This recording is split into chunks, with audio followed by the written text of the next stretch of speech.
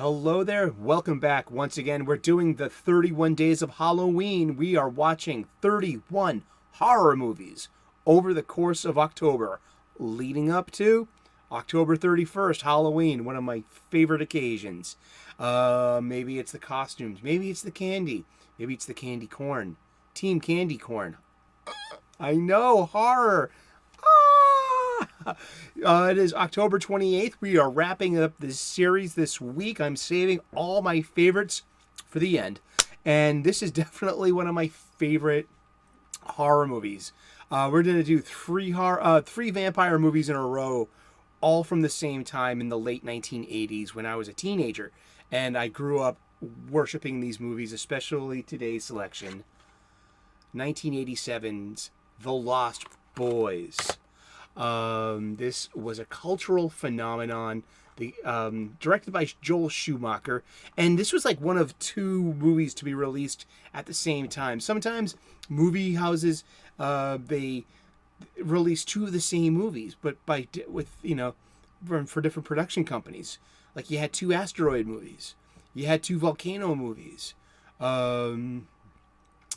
It's just, and this one you had two vampire movies, and the other one was Near Dark, which was released October 2nd, 1987, directed by Catherine Bigelow, starring Lance Hendrickson and Bill Paxton, and flew under lots of people's radars because it was eclipsed, no pun, no moon pun, by July 31st, 1987's feature release of Joel Schumacher's The Lost Boys. This vampire movie caught us all off guard. It was so 80s, it was so trendy, and it was so well done visually too. I mean, Lost Boys, it is a really good movie to look at. Story-wise, it's a little weak, sure. But I mean, it's just a vampire movie. You know, it's not, you know, it's neither Grand Guignol nor is it high literature. It's just, you know, sometimes it is. What did Freud say? Sometimes a cigar is just a cigar. And The Lost Boys, we're just doing the first one. I've never even seen the follow-ups, and I'll get to them maybe next year. You know, and it's I got this off of Amazon under $10. So it was like $3.33 per movie. I call that a bargain. I like that, and I like having movies, and I like having physical media. And Joel Schumacher would be known after this, he made the two Batman movies, Batman Forever, and Batman and Robin, which was really not well received. But before this movie, he did St. Elmo's Fire, which was huge. That was in 1985. We had this group of young actors. They were called the Brat Pack, and it was like Judd Nelson, Demi Moore, Andrew McCarthy, Anthony Edwards, Ali Sheedy. A lot of the kids that you saw in the John Hughes movies, but also they were transitioning from kid movies to more adult fare, like Emilio Estevez, Charlie Sheen.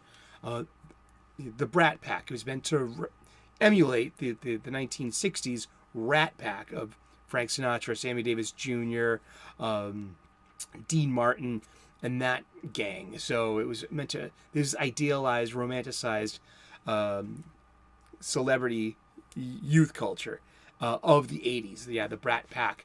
And but also he did Flatliners, Dying Young, Falling Down, and then he started doing the Batman movies. He also did 8mm, which was a really hard movie to get through. And he passed away. Yeah, he passed away in, I think, 2013. And he's out of the closet gay guy. So I think that Schumacher movies are a really good example of what we used to call gay coding in cinema. When if you couldn't come out and say a character was gay, with his identity and lead with identity like we do today. There were clues in the character and the way the story goes around, and the theme, and in the way it's shot. And it was called gay coding, and they're like, oh yeah, that character is definitely gay or lesbian. It was like the clues were there, and I'm pretty sure that Lost Boys is chock full of the same gay coding. I'm actually of the opinion that that Michael and the real relationship isn't between Michael and Star. The real relationship is between Michael and David, and it's them, fighting for dominance in their own relationship, and ultimately they have a breakup. And it's I just swear, if you sorry, let me wet my whistle. No. But it's so 80s, and it's just so really nostalgic for me. I love this movie. I had this poster on my wall in high school. I think it was like the third compact disc I ever bought, and from the record store, and I listened to this, as many kids did, listen to this soundtrack endlessly, and it was just so flashy and so cool. Loved watching this movie. My mom will like watching this movie too. And it was one of the many we got blank VHS tapes in the spine, and you try to get 3 movies on each one, you know what I mean? And so Lost Boys was definitely part of that collection of taping it off of HBO and watching it endlessly on home video like that. So yeah, today's selection, it's October the 28th, and we are watching The Lost Boys. Yeah.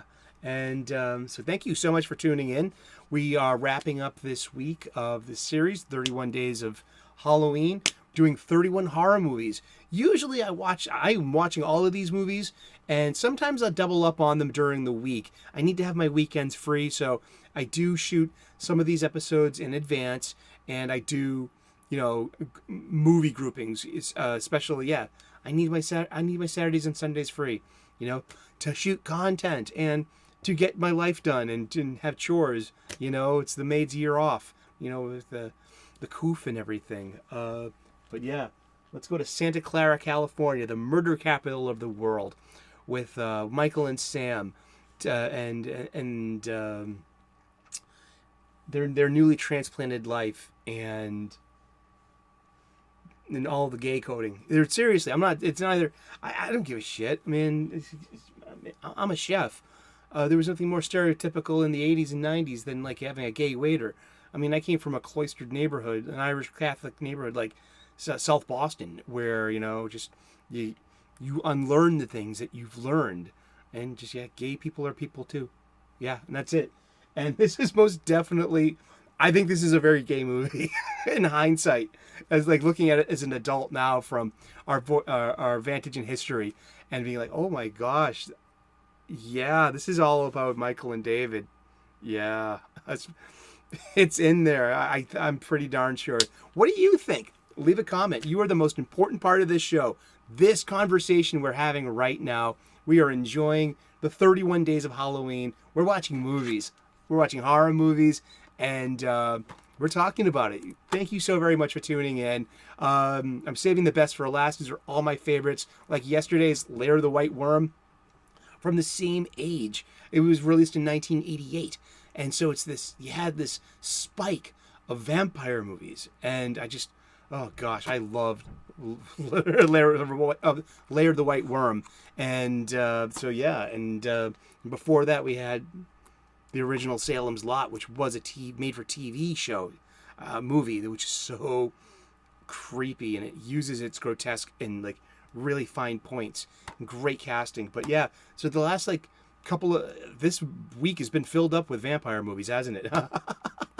It gets a little bit more diverse by the end of the show, and I'm saving my ultimate best for Halloween itself. And thank you so much for tuning in. God bless. Namaste. Good luck. And we will see you again tomorrow, okay? Checking out the 31 Days of Halloween. We're watching horror movies this season. Cheers. Bye-bye.